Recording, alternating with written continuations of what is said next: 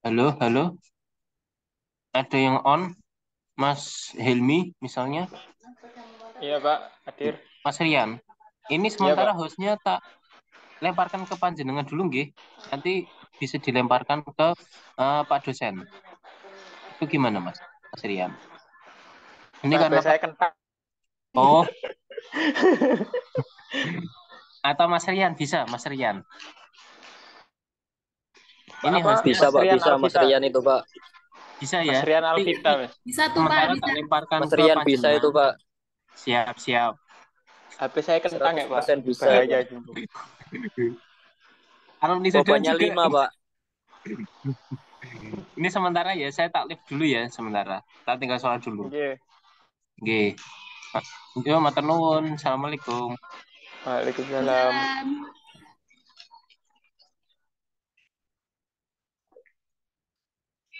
Artikel kalau hari kampret Hahaha.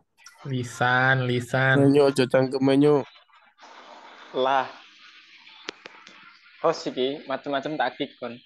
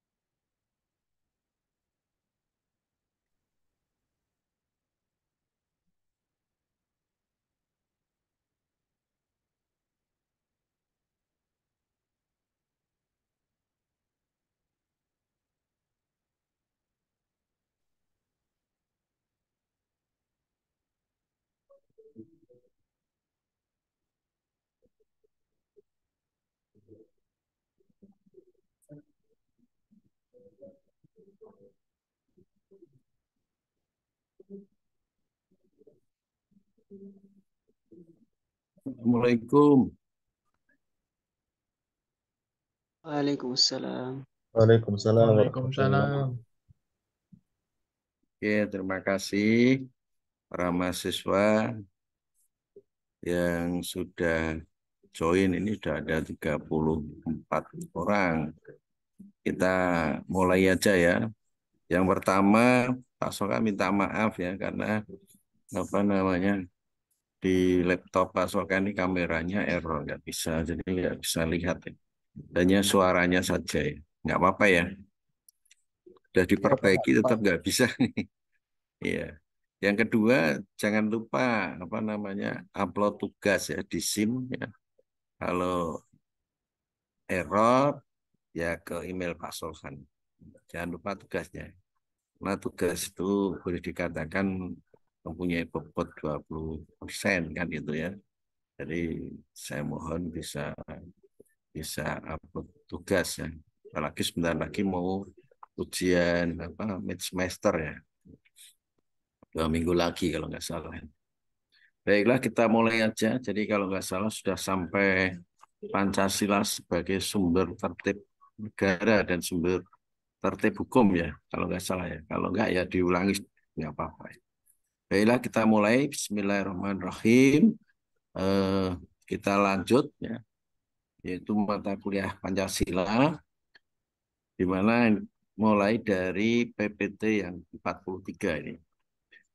Pancasila sebagai sumber tertib negara dan sumber tertib hukum, yaitu bahwa Pancasila sebagai dasar negara harus menjadi landasan bagi peraturan-peraturan dalam tertib hukum Indonesia, yaitu menjadi sumber bagi penyusunan peraturan perundang-undangan. Jadi semua aturan perundang-undangan harus istilahnya bersumber ya dari Pancasila.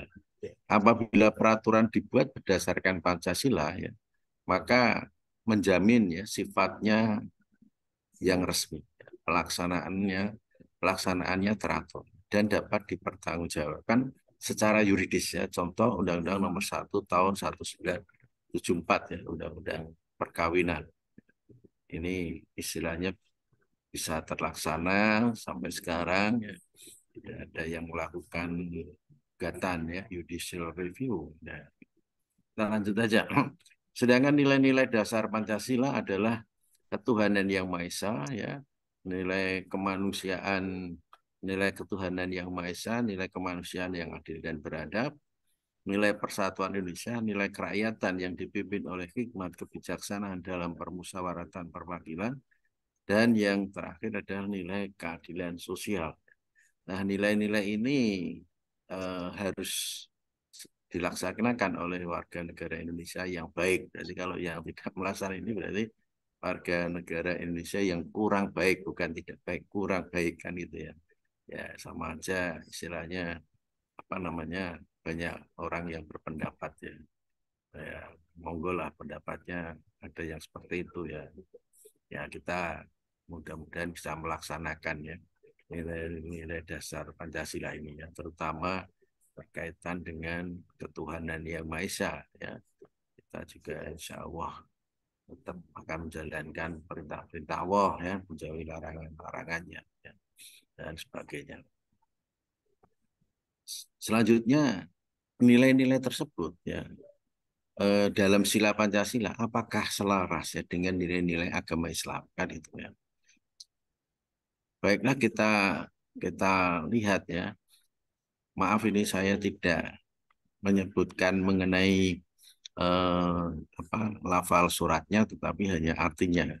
Saya yakin mahasiswa Fakultas Ilmu Agama ini paham ya terhadap itu. Atau setidak-tidaknya bisa membuka di Google ya mengenai bunyinya surat Al-Baqarah, surat Al-Maidah dan sebagainya. Saya kira mahasiswa lebih pintar lah dari Pak Sulhan ya, daripada istilahnya pokoknya kaitannya dengan IT ini lebih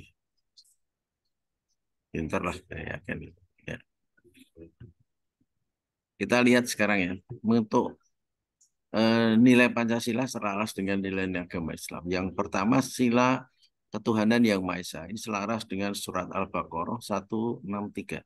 Yang artinya, dan Tuhanmu adalah Tuhan yang Maha Esa. Tidak ada Tuhan melainkan Dia, yang Maha Pemurah lagi Maha Penyayang.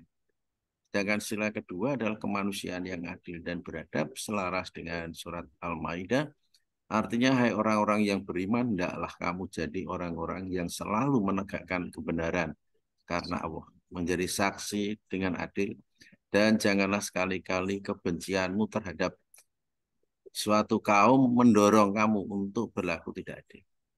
Berlaku adillah, karena adil itu lebih dekat kepada takwa.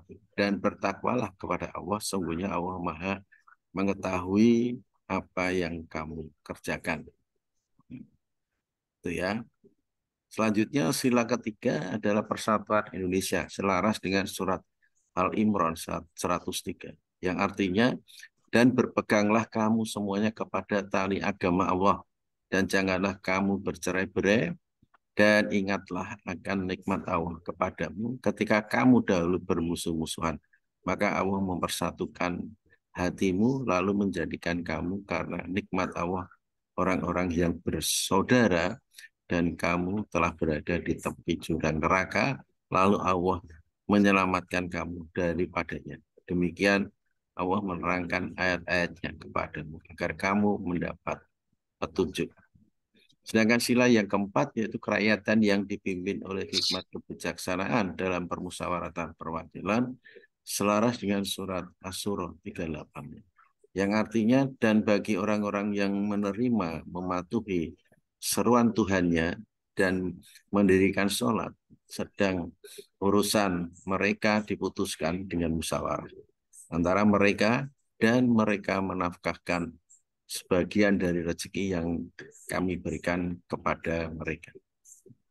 Sila kelima adalah keadilan sosial bagi seluruh rakyat Indonesia, selaras dengan surat An-Nahl ayat 90 dan surat Al-Hasr ayat 7. Yang artinya apa saja harta rampasan yang diberikan Allah kepada Rasulnya yang berasal dari penduduk kota-kota, maka adalah Allah, Rasul, kerabat Rasul, anak yatim, orang-orang miskin, dan orang-orang yang dalam perjalanan.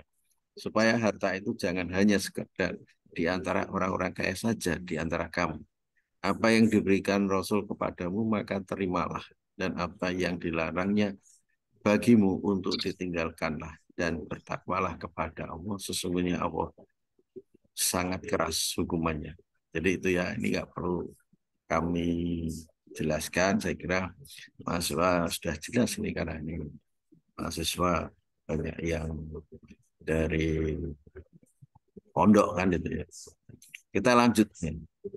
Adapun mengenai apa namanya butir-butir daripada Pancasila ya, berdasarkan TAP MPR nomor 1 garis miring 2 MPR garis miring 2003 ya, yaitu tadinya 36 butir ya, maka diganti ya menjadi 45 butir ya, atau ditambah istilahnya itu.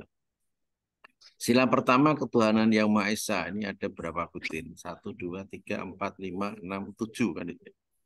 Sila kemanusiaan yang adil dan beradab ada berapa ini? 1, 2, 3, 4, 5, 6, 7, 8, 9, 10, berarti 17 ini.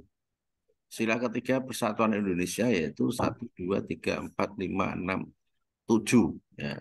17 tambah 7 berarti 24. Sila keempat kerakyatan yang dipimpin oleh hikmat kebijaksanaan dalam permusyawaratan perwakilan. Ada berapa ini? 1, 2, 3, 4, 5, 6, 7, 8, 9, 10. Berarti 34. Sedangkan sila yang kelima, keadilan sosial bagi seluruh rakyat Indonesia, yaitu 1, 2, 3, 4, 5, 6, 7, 8, 9, 10, 11. Jadi pas ya, 45. Saya mohon mahasiswa bisa dibaca sendiri mengenai butir-butir daripada sila-sila Pancasila. Ya. Kita lanjut sekarang Undang-Undang Dasar sebagai Konstitusi Negara Indonesia. Ya. Yaitu kita bagi penjelasannya. A. Perkembangan konstitusi di Indonesia berdasarkan sejarah. Akan kita jelaskan mengenai pengertian konstitusi, fungsi konstitusi, dan sejarah konstitusi di Indonesia. B. Yaitu makna pembukaan Undang-Undang Dasar 45. Yang pertama, makna pembukaan Undang-Undang Dasar 45, 2 pokok-pokok pikiran pembukaan Undang-Undang Dasar 1945, dan ketiga, kedudukan pembukaan Undang-Undang Dasar 1945. A. Perkembangan konstitusi di Indonesia. Pengertian konstitusi ya adalah bisa dikatakan konstitusi ini bahasa Belandanya adalah grondwet atau constitution ya. Menurut pengertian sosiologis dan politis, yaitu berupa faktor-faktor kekuatan yang nyata ada dalam masyarakat. Sehingga konstitusi menggambarkan hubungan ya antara kekuasaan-kekuasaan yang nyata dalam negara, seperti raja, partai politik, dan anggota dewan. Maka menurut pengertian yuridis ya, adalah suatu yang ditulis dalam naskah yang memuat semua bangunan negara dan sendi-sendi pemerintahan. Itulah konstitusi ya. Boleh dikatakan konstitusi adalah undang-undang dasar ya istilahnya.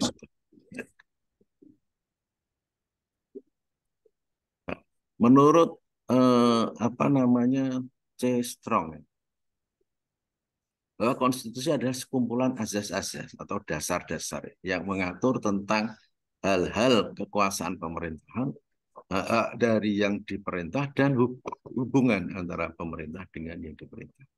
Menurut K.C. Wiyad, konstitusi adalah keseluruhan sistem ketatanegaraan suatu negara yang berupa kumpulan peraturan yang membentuk, mengatur atau memerintah dalam pemerintahan suatu negara. Ya. Sedangkan fungsinya, ya, fungsi dari konstitusi A. Ditinjau dari tujuannya. Konstitusi berfungsi untuk menjamin hak-hak anggota warga masyarakatnya, terutama warga negara dari tindakan sewenang-wenang penguasanya. Fungsi yang kedua atau B. Ditinjau dari penyelenggaraan pemerintahannya. Konstitusi berfungsi sebagai landasan struktural penyelenggaraan pemerintahan menurut suatu sistem ketatanegaraan yang pasti dan pokoknya telah dituangkan dalam aturan-aturan konstitusinya, seperti mengatur tentang masalah pokok-pokok penyelenggaraan negara, baik ideologinya, tujuan, dasar negara, sistem pemerintahan negara, dan lain-lain. Selanjutnya adalah sejarah konstitusi di Indonesia. Indonesia dari sejak proklamasi kemerdekaan 17 Agustus 1945 sampai sekarang ya telah berlaku 3 macam Undang-Undang Dasar 45 ya, tetapi dalam 4 periode. Ya. Periode pertama 18 Agustus 1945 sampai 27 Desember 1949 berlaku Undang-Undang Dasar 1945, di mana tadi dari pembukaan batang tubuh ya, yaitu 16 bab, 37 pasal, 14 aturan peralihan, dan 2 ayat aturan tambahan. Periode yang kedua yaitu 27 Desember 1949 sampai 17 Agustus 1950 berlaku Konstitusi RIS Republik Indonesia Serikat, ya, di mana terdiri dari Mukaddimah, 6 bab dan 197 pasal, ya, berarti 2 kan. Periode ketiga 17 Agustus 1950 sampai 5 Juli 1959 berlaku Undang-Undang Dasar 1950 yang terdiri dari pembukaan, 6 bab dan 146 pasal, berarti 3. Nah, periode yang keempat itu kembali ya, yaitu berlaku Undang-Undang Dasar 45, yaitu 5 Juli 1959 sampai 1999. Jadi istilahnya ada dekret presiden yang 5 Juli dan sebagainya. Ya. Sedangkan periode yang kelima 1999 sampai sekarang itu berlaku Undang-Undang Dasar 45 kembali, tapi yang diamandemen. Ya. Jadi yang diamandemen. Maka terdiri dari pembukaan, ya, 21 bab, 37 pasal, 170 ayat, 4 pasal aturan peralihan, dan 2 pasal tambahan, aturan tambahan. Ini enggak ada penjelasannya, ya. Ini yang di amandemen. Jadi istilahnya pembukaan dan pasal-pasal istilahnya. Ya. Oke, kita lanjut. Alasan diadakannya amandemen atau perubahan atau istilahnya penyempurnaan, ya, terhadap Undang-Undang Dasar 1945 yang pertama atau A, yaitu bahwa Undang-Undang Dasar 45 memberikan kekuasaan yang sangat besar kepada Presiden. Ya, maka dilakukan penyempurnaan atau perubahan. Kita tahu bahwa zaman Pak Harto ini diberi kekuasaan sangat besar ya terhadap Presiden, yaitu Presiden Soeharto. Ya. Tapi kalau sekarang harus ada undang-undangnya dulu kan itu. Setidaknya ada peraturan presiden kan itu. B, Undang-Undang Dasar 45 membentuk struktur ketatanegaraan yang bertumpu pada MPR sebagai pemegang kekuasaan tertinggi yang melaksanakan kedaulatan rakyat sehingga berakibat tidak terdapat check and balance antara lembaga negara. Jadi MPR ini merupakan lembaga tertinggi. Ya. Tidak ada lembaga tertinggi lainnya. Ya. Sedangkan lembaga yang lainnya adalah di bawah MPR, yaitu lembaga tinggi. Jadi lembaga tinggi yaitu BPK, ya, terus DPR, ya, dulu belum ada DPD, terus Presiden, Wakil Presiden, terus DPA, sama Mahkamah Agung, kan gitu. Itu adalah lembaga tinggi. Tapi setelah di amandemen, maka akan menjadi lembaga tertingginya nggak ada. Semua lembaga tinggi, yaitu BPK, terus DPR dan DPD itu akan menjadi anggota MPR. Nah, jadi anggota MPR terdiri dari anggota DPR dan DPD. Ya. Lembaga yang lain Presiden, Wakil Presiden. Ya. DPA nggak ada. Ya. Yang ada kekuasaan kehakiman, di mana kekuasaan kehakimannya terdiri dari Mahkamah Agung, Mahkamah Konstitusi, dan Komisi Yudisial. Ya, di mana Mahkamah Agung otomatis mengadili ya perkara-perkara dari pengadilan tinggi, dari pengadilan tinggi agama, ya, dari pengadilan tinggi tata usaha negara, dari pengadilan tinggi militer, ya otomatis di bawahnya ada pengadilan negeri, di bawahnya pengadilan tinggi, di bawahnya pengadilan tinggi agama ada pengadilan agama, di bawahnya pengadilan tinggi tata usaha negara, pengadilan tata usaha negara, bawahnya pengadilan tinggi militer adalah pengadilan militer. Ya. Jadi akhirnya strukturnya adalah seperti itu. Ya. Kita lanjut sekarang. Yang B atau yang kedua, makna daripada pembukaan Undang-Undang Dasar 45. Makna pembukaan Undang-Undang Dasar 45 bahwa setiap alinea pembukaan Undang-Undang Dasar 45 ini memiliki pengertian yang berbeda-beda. Alinea pertama itu mengandung makna sebagai berikut. Ada pengakuan bahwa bangsa Indonesia ini menjunjung tinggi hak kodrat dari setiap bangsa untuk merdeka. Selanjutnya ada pernyataan bahwa bangsa Indonesia tidak setuju ya adanya penjajahan di atas dunia. Ini alinea pertama. Yang selanjutnya ada keinginan bangsa kita untuk melepaskan diri dari penjajahan. Selanjutnya ada pernyataan bahwa bangsa kita siap membantu bangsa-bangsa lain untuk merdeka. Ya. Sedangkan alinea kedua itu bermakna itu Mas Rian ya, kok kelihatannya nggak di mute-nya nggak ditutup, jadi masuk Mas Rian Hafid ya. Mute-nya harus dimatikan. Kita ulangi, alinea kedua itu mempunyai makna atau bermakna perjuangan bangsa kita telah sampai pada saat yang tepat, yaitu kemerdekaan. Selanjutnya, bangsa kita menghormati dan menghargai para pahlawan bangsa yang telah menghantarkan ke depan pintu gerbang kemerdekaan. Selanjutnya, kemerdekaan bukan akhir dari perjuangan bangsa kita, tapi merupakan gambaran menuju terwujudnya cita-cita bangsa, yaitu masyarakat adil dan makmur. Alinea ketiga bermakna ada pengakuan religius ya, bahwa kemerdekaan ini diperoleh berkat Allah yang Maha Esa, ya, sehingga dinamakan religiusitas. Kemerdekaan ini karena karena kehendak Allah Subhanahu Wa Taala, bukan pemberian ya, bukan hadiah, bukan yang lain, tetapi religiusitas ya, karena diperoleh berkat Allah Subhanahu Wa Taala. Jadi karena kehendak Allah Subhanahu Wa Taala Indonesia merdeka. Selanjutnya kemerdekaan bangsa kita dimotivasi ya oleh keinginan luhur ya untuk menjadikan bangsa ini bebas dari penjajahan. Selanjutnya penegasan dari pengukuhan atas proklamasi kemerdekaan ini kita proklamirkan ya sebutkan dan diakui oleh negara-negara lain sehingga kita betul-betul merdeka. Alinea keempat yaitu bermakna mengandung dasar dan tujuan negara, yaitu melindungi segenap bangsa Indonesia dan seluruh tumpah darah Indonesia, memajukan kesejahteraan umum, mencerdaskan kehidupan bangsa, ikut serta melaksanakan ketertiban dunia. Selanjutnya adanya ketentuan tentang penyusunan kemerdekaan bangsa kita dalam suatu undang-undang dasar negara Indonesia. Selanjutnya menegaskan tentang bentuk negara kita dan adanya dasar negara, yaitu Pancasila.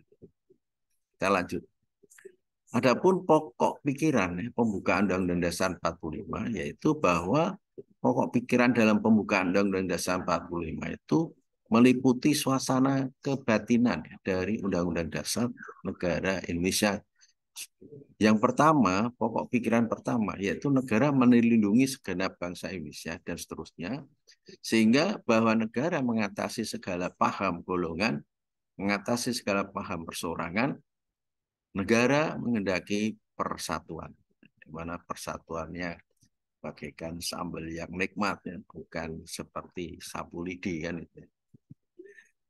Pokok pikiran yang kedua bahwa negara hendak mewujudkan keadilan sosial bagi seluruh rakyat Indonesia, yaitu bahwa negara memiliki kewajiban untuk mewujudkan kesejahteraan umum, mencerdaskan kehidupan bangsa, dan menciptakan keadilan sosial dalam kehidupan masyarakat. Pokok pikiran yang ketiga, negara yang berkedaulatan rakyat berdasarkan atas kerakyatan, yaitu bahwa sistem negara yang terbentuk dalam Undang-Undang Dasar harus berdasarkan atas kedaulatan rakyat, berdasarkan permusyawaratan dan perwakilan. Ini nanti tanggal 14 Februari ya, kita akan memilih presiden, wakil presiden. Jadi yang berdaulat adalah rakyat, yang memilih ya, Pokok pikiran keempat yaitu negara berdasarkan atas ketuhanan yang Maha Esa menurut dasar kemanusiaan yang adil dan beradab, ya, bahwa Undang-Undang Dasar itu harus mengandung isi yang mewajibkan budi pekerti kemanusiaan yang luhur dan memegang teguh cita-cita moral rakyat yang luhur. Adapun kedudukan pembukaan Undang-Undang Dasar 45 adalah lebih tinggi dari batang tubuh. Ya. Meskipun pada waktu pengesahannya menjadi satu kesatuan. Karena memuat hukum dasar bernegara, cita-cita serta tujuan negara, dan menjadi dasar lahirnya hukum negara tertulis ataupun tidak. Sebagai tertib hukum yang tertinggi dalam susunan perundang-undangan Republik Indonesia. Jadi itu ya, mohon dipelajari. Kita akan sekarang melanjutkan yaitu mengenai kesepakatan dasar daripada perubahan Undang-Undang Dasar 45. Dari perubahan pertama sampai dengan perubahan keempat 1999 sampai 2002 ini kita lihat bahwa MPR ini memiliki kesepakatan dasar berkaitan dengan perubahan yang mengemuka sejak Panitia Ad Hoc 3 ya, atau disingkat adalah PAH ya, PAH 3, Panitia Ad Hoc 3. Dan Badan Pekerja MPR. Mudah ntar. Hayatul Fahri ya. Nah, ngaget-ngageti. Badan Pekerja MPR dan ditegaskan kembali dalam istilahnya Panitia Ad Hoc ya, 1, istilahnya BPMPR, yakni yang pertama tidak mengubah pembukaan Undang-Undang Dasar 45. Jadi pembukaan itu enggak dirubah. 2, tetap mempertahankan Negara Kesatuan Republik Indonesia NKRI. Istilahnya harga mati katanya. Yang ketiga, mempertegas sistem presidensial bahwa negara kita negara yang presidensial, yaitu kepala negaranya adalah seorang presiden.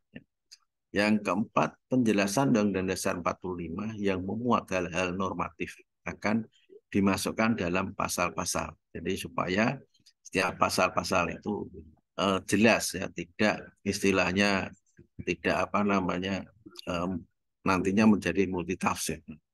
Yang kelima, perubahan dilakukan dengan cara adendum. Jadi istilahnya walaupun berpisah tetapi itu secara hukum adalah menjadi satu. Kita lanjutnya mengenai Undang-Undang Dasar Negara Republik Indonesia tahun 1945 sebagai hukum dasar, ya, sebagai hukum dasar, di mana Undang-Undang Dasar mengatur 4 hal. Yang pertama, prinsip kedaulatan rakyat dan negara hukum. 2, pembatasan kekuasaan organ-organ negara. Yang ketiga, mengatur hubungan antar lembaga-lembaga negara. Dan keempat, mengatur hubungan kekuasaan antar lembaga-lembaga negara dengan warga negara. Ya, sehingga dalam hal ini merupakan hukum dasar tertulis ya, dan tertinggi ya, serta merupakan puncak dari seluruh peraturan perundang-undangan. Ya, jadi Undang-Undang Dasar 45 itu adalah merupakan puncak dari seluruh peraturan perundang-undangnya. Ya. Kita akan melihat sejarah perjalanan Undang-Undang Dasar kita. Ya. Yang pertama Undang-Undang Dasar 1945 itu tadi kita sebutkan 18 Agustus 1945 sampai dengan 27 Desember 1949. Ya. Selanjutnya konstitusi Siris ya. atau Konstitusi Republik Indonesia Serikat itu 4 dan muafa ya. Selanjutnya Undang-Undang Dasar sementara dan Undang-Undang kembali Undang-Undang Dasar 45. Nah di sini Undang-Undang Dasar Negara Republik Indonesia tahun 19 hasil perubahan atau hasil amandemen. Ya. Nah, saya kira mahasiswa bisa membaca sendiri. Saya kira apa namanya gambar atau tabel ini sangat jelas untuk mahasiswa supaya dimengerti ya daripada sejarah perjalanan Undang-Undang Dasar 1945 ini ya. Yaitu 1945 masa peralihan revolusi ya fisik ya sehingga belum tuntas dan sebagainya.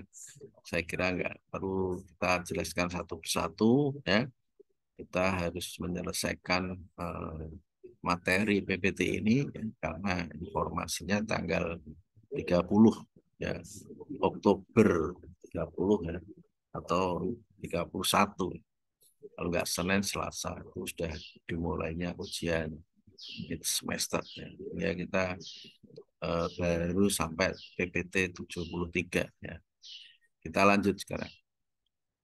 Adapun mekanisme perubahan Undang-Undang Dasar.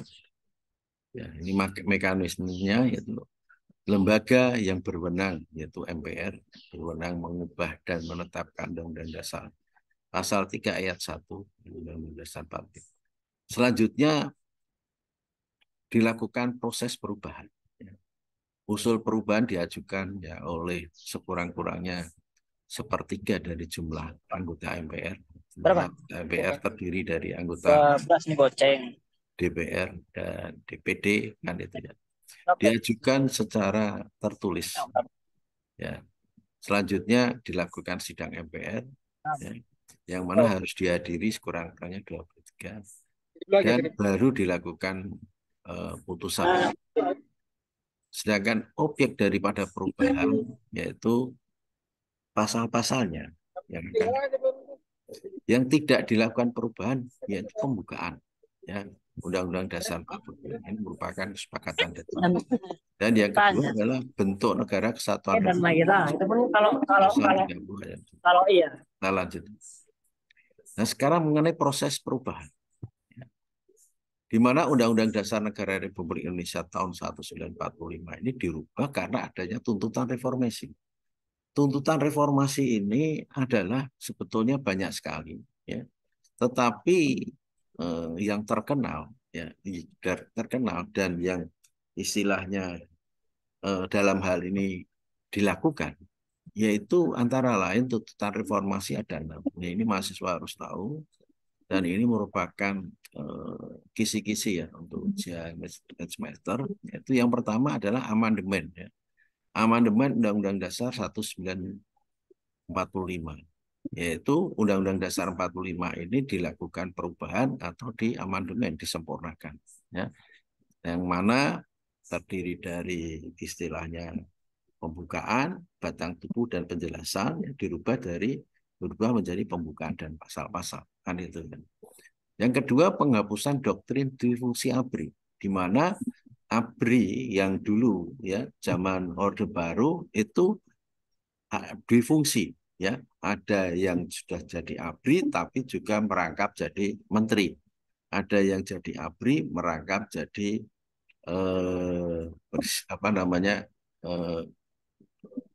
gubernur. Ada yang jadi ABRI merangkap jadi wali kota, jadi bupati, ada di camat, jadi lurah, dan sebagainya. Difungsi. Maka dengan masuk tuntutan reformasi itu nggak boleh. Nah, sehingga gaji mereka itu double kan itu. Sehingga nah kenapa waktu Orde Baru hal itu dilakukan? Karena bahaya laten komunis akan muncul kembali. Ya, jadi dengan adanya G30 SPKI ini dia tidak terima, ya, tidak terima sehingga akan muncul kembali sehingga sesuai sesuai instruksi presiden waktu itu Presiden Soeharto maka harus difungsikan ABRI. Ya, difungsikan supaya tidak muncul kembali ya. Tapi yang anehnya ini sesuai apa namanya Kepres nomor 17 2022 ya. Ini kok nggak sesuai dengan saya nggak bisa ngomong ini ya. Mudah-mudahan mahasiswa bisa mengetahui sendiri kalau bisa kalau perlu buka keputusan Presiden nomor 17 tahun 2022 ya yang mana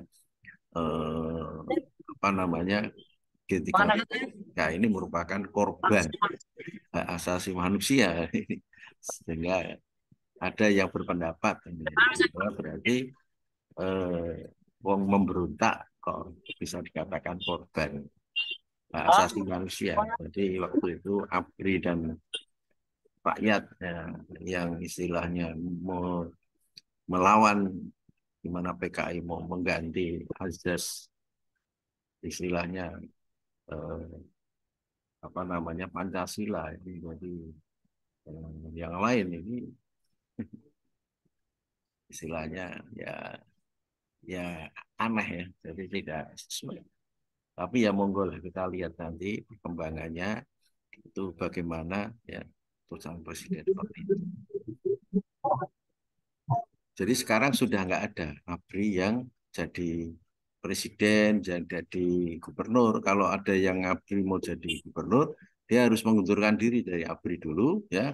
Setelah purnawirawan, dia boleh daftar untuk sebagai calon presiden atau calon gubernur, wali kota dan sebagainya.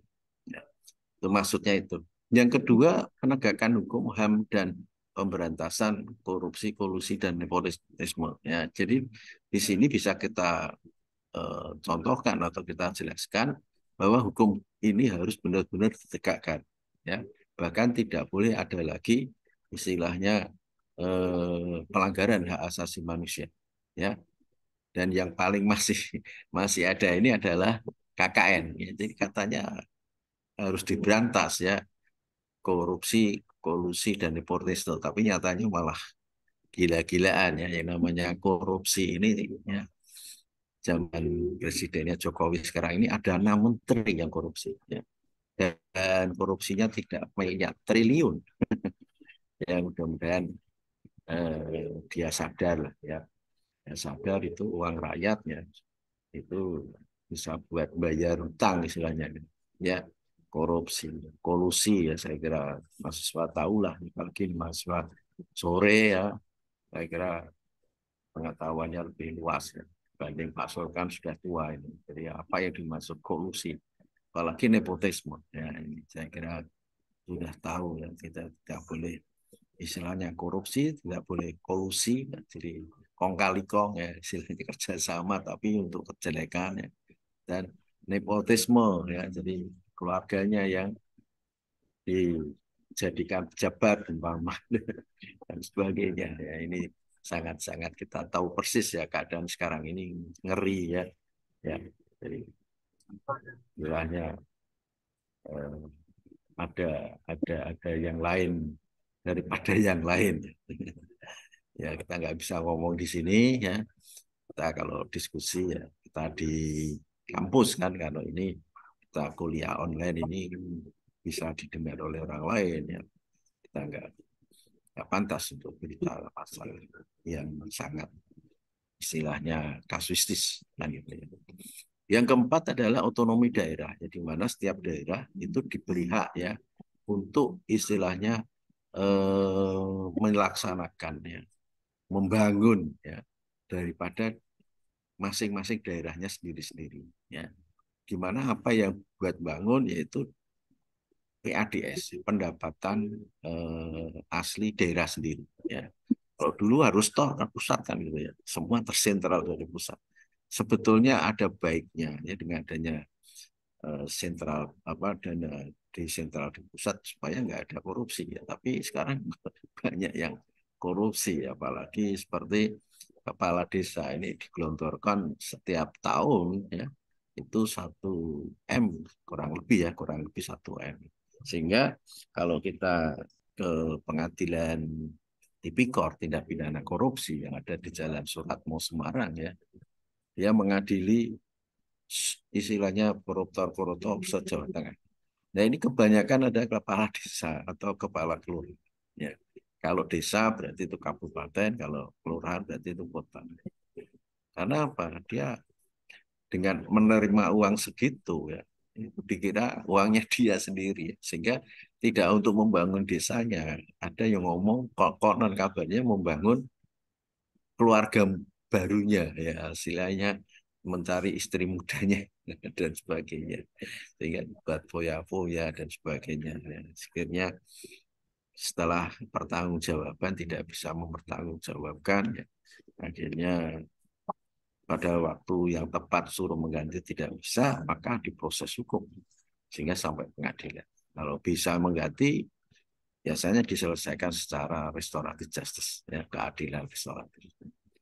Yang kelima adalah kebebasan pers, ya, kebebasan pers. Jadi dulu yang namanya pers ini harus istilahnya melalui sensor kan itu ya. Jadi memberitakan apa melalui sensor. Tetapi sekarang diberi kebebasan. Siapa boleh, bahkan di media sosial boleh. Ya, hanya sekarang juga karena disalahgunakan untuk perjudian dan sebagainya juga sedikit dibatasi. Ada juga yang diblokir ya, atau dan lain-lain, saya nggak tahu itu ya.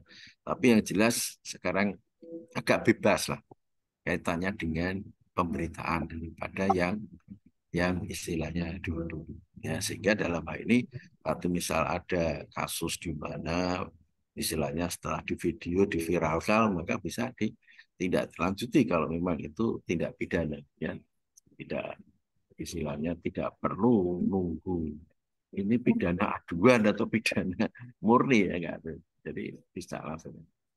Yang keenam, mewujudkan kehidupan demokrasi. Jadi betul semua ini harus demokrasi ya. Tidak hanya pemilu nanti 14 Februari 2024 ya, dan sebelumnya, tetapi juga demokrasi di mana-mana. Kita pemilihan ketua OSIS di sekolahan ya, juga melalui media demokrasi. Bahkan di RT RW ini pemilihannya juga rame kan itu. Karena apa? Untuk di Semarang ini yang namanya RT dapat honor kan itu 800.000 ya, per bulan. Kalau RW katanya loh ini 1,5 juta, sehingga banyak yang mau jadi RT yang mau jadi RW. Zaman Pak Solhan itu sampai 3 periode nggak ada yang mau. Akhirnya Pak Solhan mengkader ya, setelah habis periode yang ketiga saya mohon jadikan yang jadi RT. Setelah itu minta persetujuan warga, akhirnya disetujui, dialah jadi RT. Ya, saya harus istirahat ya, karena sebetulnya hanya 2 periode. Kalau sampai lebih dari periode itu justru malah melanggar hukum. Ya. Harus melanggar hukum, karena aturannya hanya 2 periode. Apalagi kalau sampai berperiode-periode nggak mau diganti ya, gara-gara sekarang ada honornya. Ya. Nah, ya monggo lah itu masing-masing daerah sendiri. Jadi kita tuntutan reformasi ya, saudara harus menyebutkan 6 tuntutan reformasi, saudara harus memberikan penjelasan. Penjelasannya itu bisa dengan model ngasih contoh. Ya. Ini merupakan kisi-kisi ya mahasiswa untuk digarisbawahi mengenai tuntutan reformasi. Ya. Ya. Nah, oke, kita lanjut. Selanjutnya setelah adanya tuntutan reformasi, proses perubahan Undang-Undang Dasar Negara Republik Indonesia tahun 1945 ini, yaitu sebelum perubahan ya, terdiri dari pembukaan, kedua batang tubuh, yaitu di dalam batang tubuh itu ada 16 bab, 37 pasal, 49 ayat, 4 pasal aturan peralihan, dan 2 ayat aturan tambahan, yang ketiga penjelasan. Tetapi setelah adanya perubahan atau setelah adanya amandemen ya, maka hasil perubahan itu menjadi yang pertama pembukaan, yang kedua pasal-pasal. Ya, dan tidak ada penjelasan. Jadi batang tubuhnya diganti pasal-pasal, penjelasannya nggak ada karena dianggap sudah jelas. Ya, di mana pasal-pasal ini terdiri dari 21 bab, 37 pasal, 170 ayat, 3 pasal aturan peralihan, 2 pasal aturan tambahan, dan tanpa penjelasan. Ya, jadi di situ. Ya.